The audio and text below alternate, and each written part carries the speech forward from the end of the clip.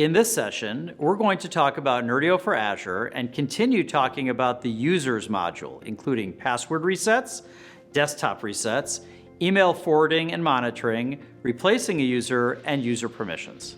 Enjoy the session.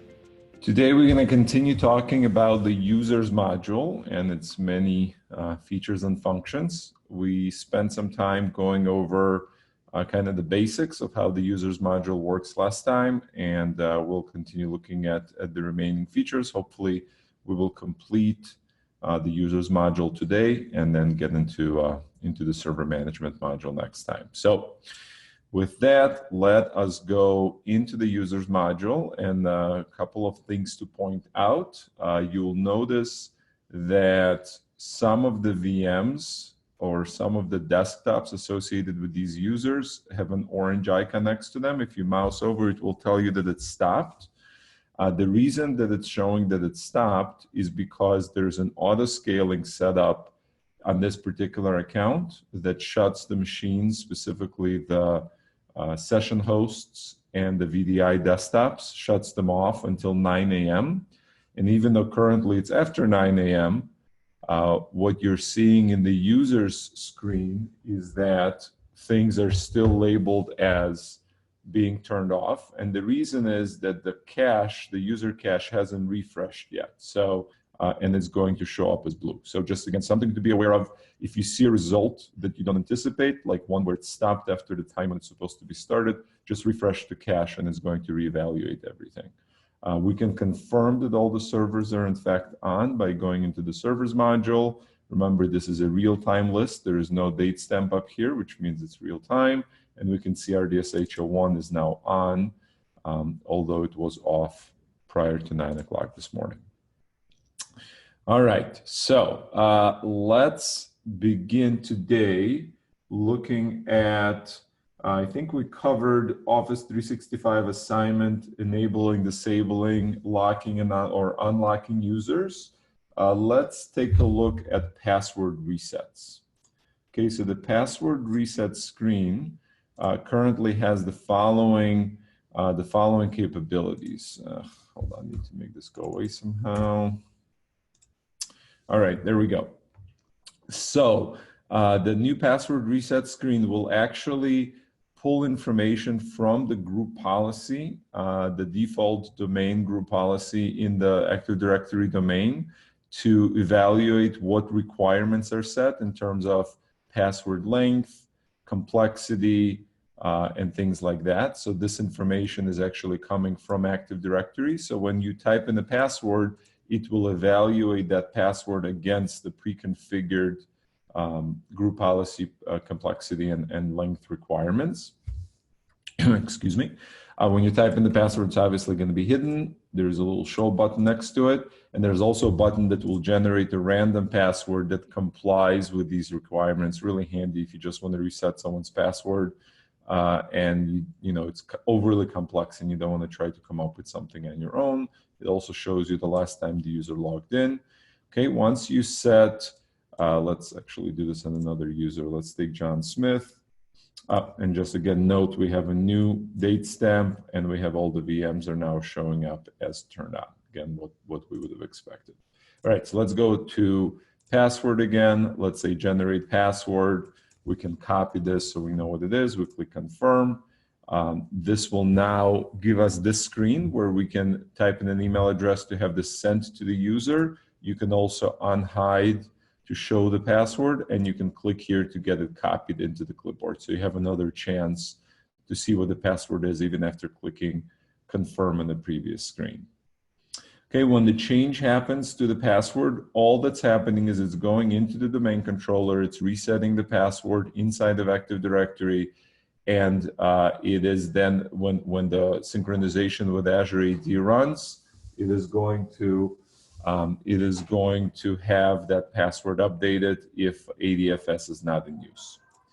All right, so that's all that's happening with the password change. Let's look at the next thing.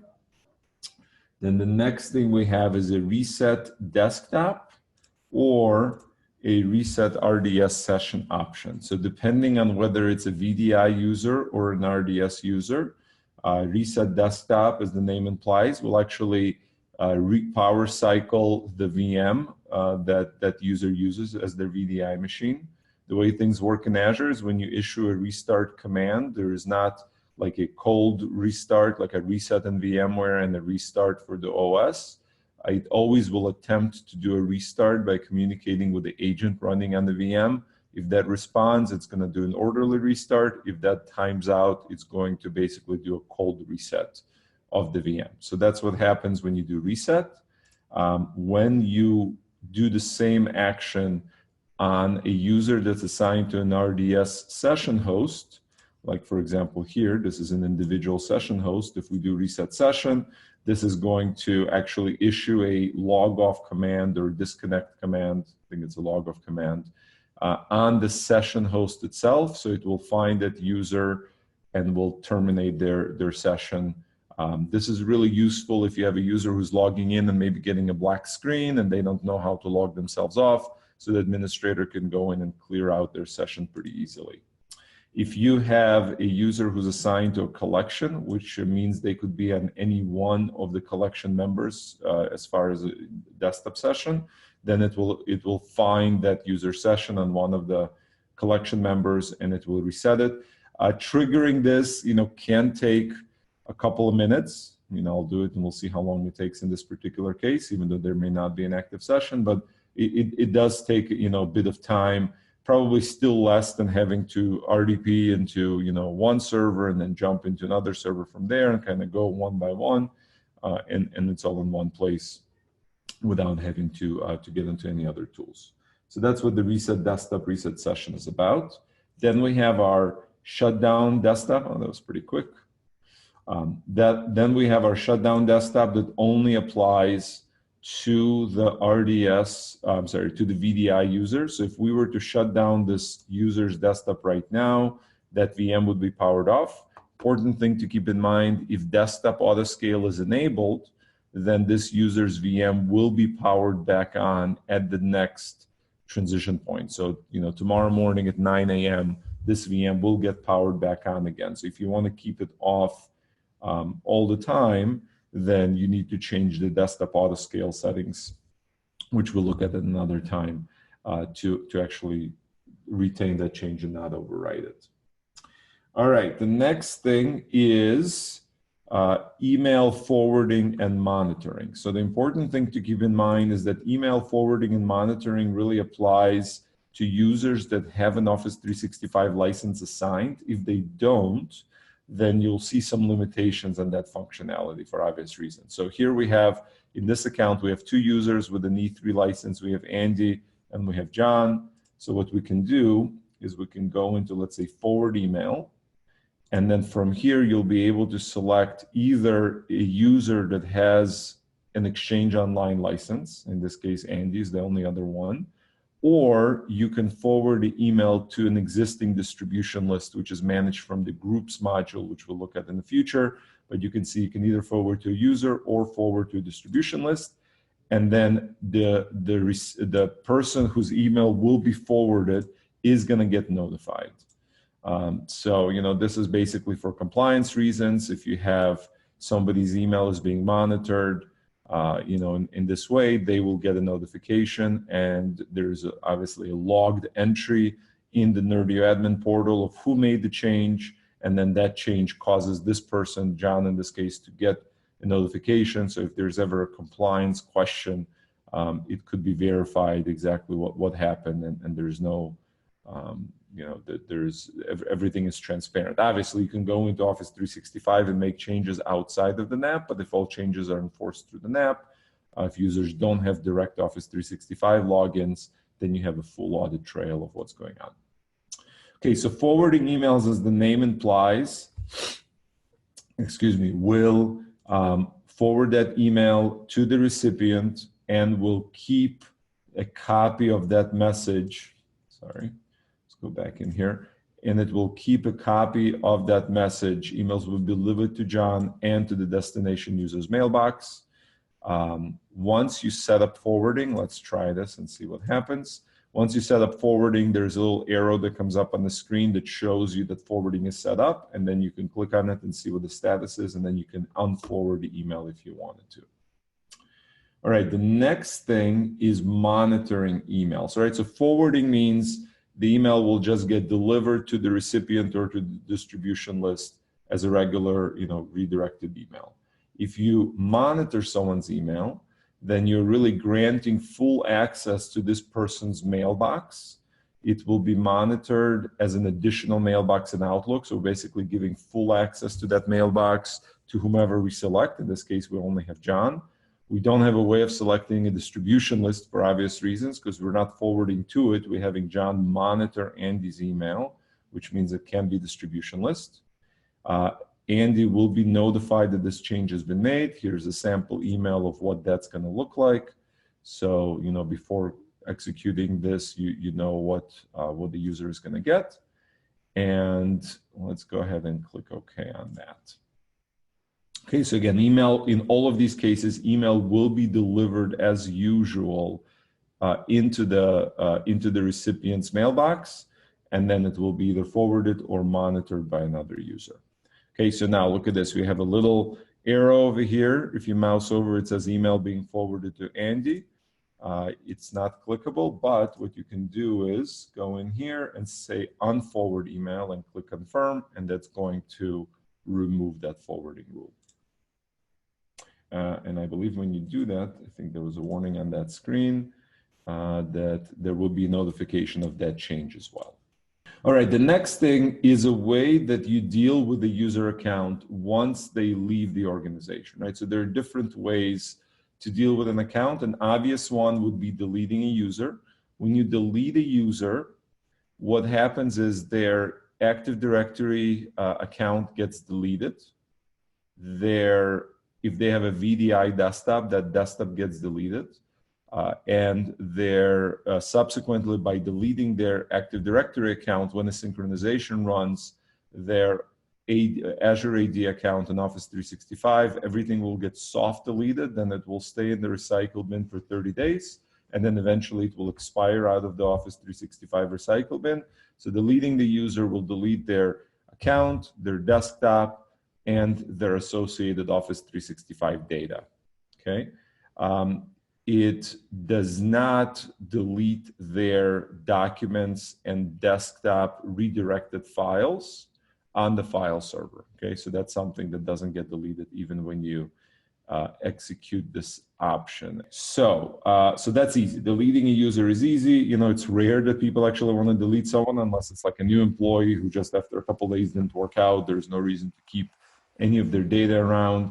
In most cases, you'll see either a user being archived, meaning they've left the organization for whatever reason, and you want to retain their data. You want to have the ability to maybe restore that user in the future or delete them in the future. In that case, you use the archive feature. When you're using the archive function, you can select another user, but that user has to have an Office 365 license, because part of what we're going to be doing as part of the archive procedure is reassigning Office 365 data. So I'm on John Smith, who's got an E3. I'm selecting a user, and the only ones listed are the ones that also have an E3 license. So I'm going to do this. And what's going to happen during this process is the user account will be disabled in AD, and it will be moved into a different OU inside of Active Users OU in AD. That will subsequently get sorted as a archived user. So you will have to actually enable this view in order to see users who are archived, okay? Then the next thing that's going to happen is the desktop. If it's a VDI desktop, it will be shut down. It will not be deleted, but it will be shut down. If it's an RDS desktop, there's really nothing to do because you can't log in without your account being enabled in AD. By disabling the account in AD, it gets synchronized with Office 365, which disables it as well. The Office 365 Exchange Online mailbox will be converted to a shared mailbox, which will free up the license. So that license, the E3 license, will be unassigned from John Smith in Office 365, freeing it up to be used by someone else. And the Office 365 Exchange Online mailbox will be converted to a shared mailbox. And this shared mailbox will be assigned, in this case, to Andy, right? So if we go under shared mailboxes, once a user has been archived, their mailbox becomes just a regular shared mailbox with a member of whoever it was archived to, right? So Sally was archived with Andy being selected as the manager, and now Andy has access to the mailbox. It pops up automatically in Outlook because he's got full access to that mailbox. You can obviously go in and add additional users as members of that mailbox if you wanted to later. But that's what happens during an archive. What else? Let's see. So under archive, all right. So then the exchange mailbox gets reassigned. OneDrive, if a user is using OneDrive, well, regardless of whether they're using OneDrive, it's going to assign Andy as the manager of the OneDrive account, which means that OneDrive will send Andy an email saying you have 30 days to log in and pull any data that you want out of OneDrive. And then eventually that OneDrive license and associated service will get deleted once it has been past those 30 days. And then finally, recall that all users' documents and desktops and favorites get redirected to FS01. Those folders will be moved from the users folder under the users individual folder, right? So in this case, we have John Smith, so it's going to be FS01/user/jsmith/desktop and documents, etc. Those folders will be moved to FS01/users/disabled users. The rights to that folder, the one that will be created for Jay Smith that's being archived, are going to be assigned to Jay Smith himself and to Andy IT admin, but no one else. So no one else will be able to access those files, but Andy will now have the ability to get to those files in the disabled users folder on FS01. And there will also be a shortcut placed on Andy's desktop pointing at those archive files. So if you archive 10 different employees, all pointing in Andy, he's going to have 10 shortcuts created on his desktop automatically. They can obviously be deleted, but they're going to be there by default. Okay, and that is what happens during the archive process. Now, once a user is archived, there are two different ways it could go, right? So you first it gets hidden, so you have to unhide it this way. You can see this is an archived user. You can also tell, this little I means that the email is being monitored. In this case, it is also being monitored because this user is archived. It's being monitored by Andy IT admin. And now, the account is disabled, so you can't really do much with it. And now you have a couple of different options. You can restore the user, and if you restore the user, it's going to reverse all of those options. It's going to reassign the E3 license. It's going to convert the mailbox from shared into an E3 mailbox. It will place the files back. It will re-enable the user and move them into the right OU. It will power on the desktop if it was VDI. So it will basically undo the archive procedure, allowing Sally to log back in. Okay, so that's pretty obvious. The next thing you can do is you can delete the user. Like, let's say you've decided, hey, I'm going to delete this user. I no longer need any of this data. And then you have two options. You can either say, I understand user's desktop will be permanently deleted. Mailbox and files will be retained. Okay, that's one option. What this will do is it will keep the shared mailbox as is right now, as a shared mailbox, and all of the files and folders in the desktop and documents folder that are currently in the disabled folder on FS01 will be untouched. If you select this option, then it's actually going to clear everything out. It's going to delete the shared mailbox, so it's not showing up in Andy's folder list, and it's also going to delete the documents and desktop folders in the disabled users folder on FS01. So this is the equivalent of initially deleting that user. The equivalent of initially deleting that user, and this is sort of a way of clearing the user from the list, but still retaining all of the data. So once you do this, there's obviously no way to restore that user. If you ever needed to get that data back, it would need to be kind of a manual process of recreating a user and tying the data back to that user. You can also do a couple of other things. You can forward email, just like we did before. If you want, instead of someone monitoring, you want someone else to be getting that email, that's doable. Or you can also hide the user from the global address list. Sometimes when you archive a user, you want them to stay around in the system, but you don't want to see them listed in the global address list in Outlook. So this is what that does. It actually will hide them from the global address list. Oh, one thing, let me show you. When you archive a user, and if you have any questions, please jump in while I'm pulling this up. So I'm going to find an archive process that was done at some point in the past. Let's find one. Let's go all the way through the end of the month. We should have some. Okay, so here is our archive of Sally sales.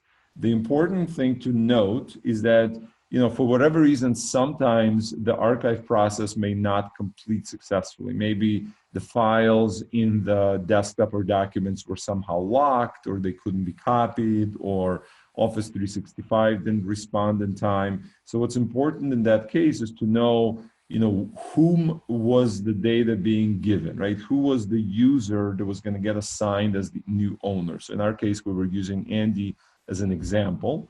So here you can see the task, right? So you can see who did it. Carl archived this user on such and such date. It took, 3 minutes to do. If you mouse over the status, you will actually see who the new owner was meant to be. So if this did not complete with a success, if this was an error, you'd be able to mouse over the error and actually see who was the attempted owner. And the reason that's important is maybe it got through half of the process, like it was able to reassign the mailbox, but it wasn't able to assign the OneDrive data.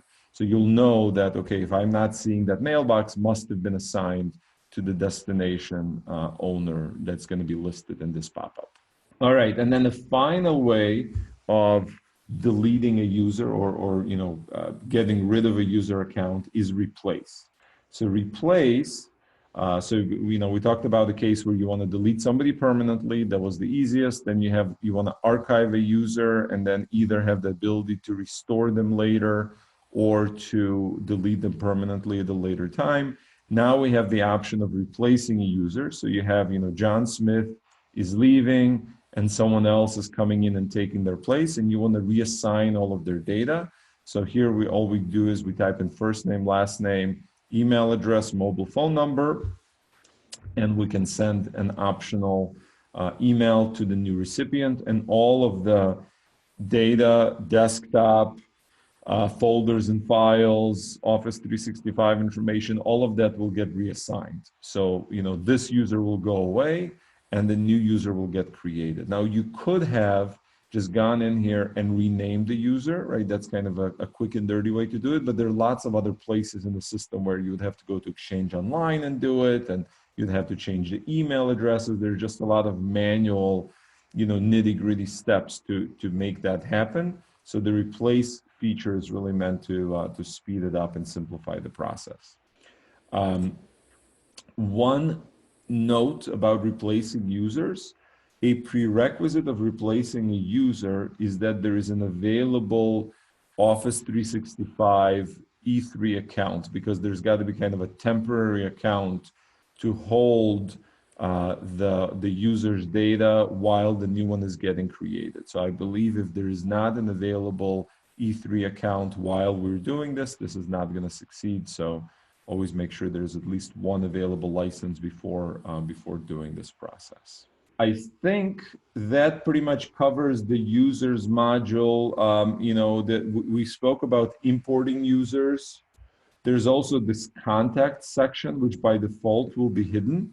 And then this is a persistent setting, meaning if you modify the setting, it will always, for your account, not for this 5009, but for me as my login, it will always remember that I want to see the section, and it's going to unhide it for every one of my accounts.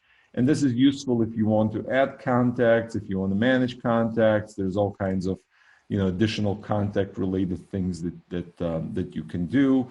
Not very commonly used, but it does come up once in a while. So contacts are managed in the user screen in a section that's hidden by default, and you have to go in here and unhide it.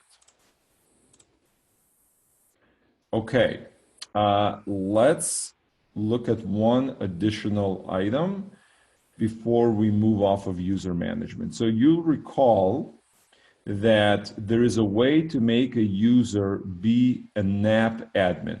And if someone is a NAP admin, they see what I'm looking at right now. If they're an IT admin, they see everything. If they're a tier 1 admin, they see a subset of the functionality. Okay. Now, if a user is not an admin, like in this case, Andy IT admin is not, and they log into the NAP, they see what we call the user portal. So let's go in here. Let's log in as Andy IT admin at 5009.nerdio.net. Okay, so this is a good, I guess, illustration. So right now what the message here is saying is I couldn't log in as Andy IT admin because we have enhanced security, meaning 2FA is enabled, the IP address is not whitelisted, and Andy doesn't have a phone number, right? So Andy not having a phone number couldn't log in because I, as the administrator, said that only people who can log in are either coming from a whitelisted IP or they have to type in a second factor. So I'm going to go ahead and undo that. I'm going to go under Settings Security, and I'm going to disable Enhanced Security, and I'm going to try this again,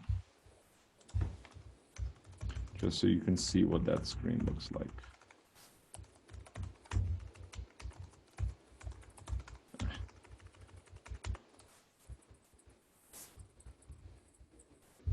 So now we are logged in as Andy IT admin. All right, so what are we seeing? We're seeing only 3 buttons.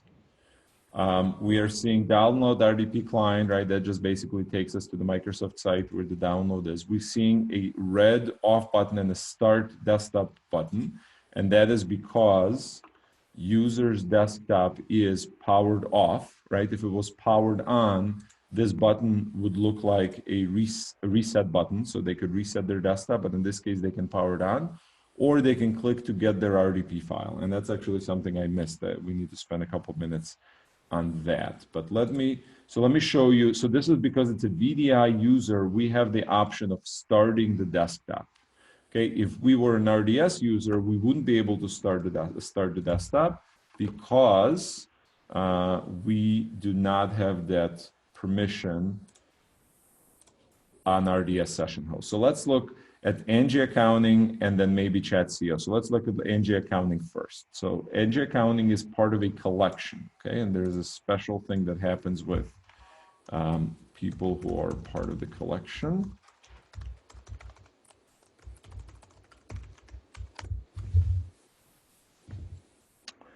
Okay, so what we'll see now is there's going to be an extra button that's going to allow us to, first of all, we'll have a way of resetting an RDS session. Again, the equivalent of clicking here, reset RDS session. Okay, so this is the reset session button. We can still get our RDP file. We can download the RDP client, or we can go to the web client. Why are we seeing go to the web client? Because when you're using an RDS collection, then there is a connection broker in place, and the connection broker allows for RD or HTML web client, and that's why this user has that capability. So if we go here, you see there's an RDP web client that's available. If we log in as a user who's an RDS user but does not have a collection that they're assigned to, this button is gone. This button is the same because they can still reset their desktop session, and these 2 buttons stay the same as well. So the generate RDP file is probably the most important and the default option here next to every user. So when you click on generate RDP file, what you get is this screen where you can configure your RDP file. So by default, we select redirect printers, copy, paste, and audio from the remote desktop down, but not redirect local drives up and not redirect microphone up. You can check them and that will work. You can also select if you want to connect via an on-ramp region. By doing this, because an on-ramp region, as we'll learn, has an RD gateway, it's going to generate an RDP file that routes the connection through an RD gateway in East US. But let's say we're not going to do that here. Then you get to select whether it's an entire desktop published or a remote app. and then an option to download and email a file. If you download the file, it comes down right here. It will be called users desktop, and in parentheses, it will have their desktop VM name. And the file will have everything pre-configured in it, including it will be SSL signed. So if we look inside of a particular file, let's see. Let's open it up with something.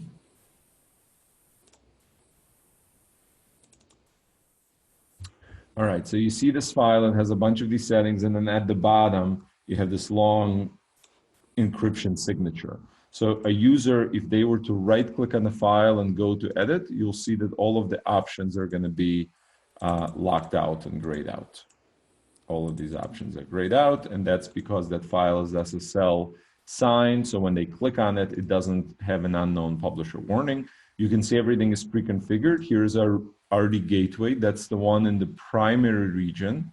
And then the name of the collection, see this is the collection, the name of the collection and the name of the user is programmed into the file. The password is the one the user has to specify. Do not ever use this remember me button. It screws things up because then you can't log in as other users from the same computer because it will save the credentials and always use them by default for the RD gateway. So don't use this unless there's no chance any other users will ever want to connect from the same machine.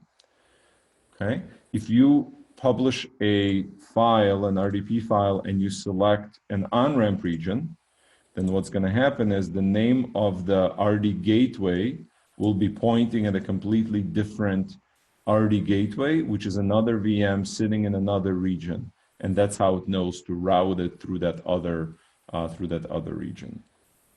Okay, now another option I want to show you is this published application, this remote app. So what happens now is it's generating a list of all the pre-installed applications on the user's desktop. So in this case, it's this collection. So it's actually running a command or a set of commands on one of the hosts within this collection that happens to be currently running.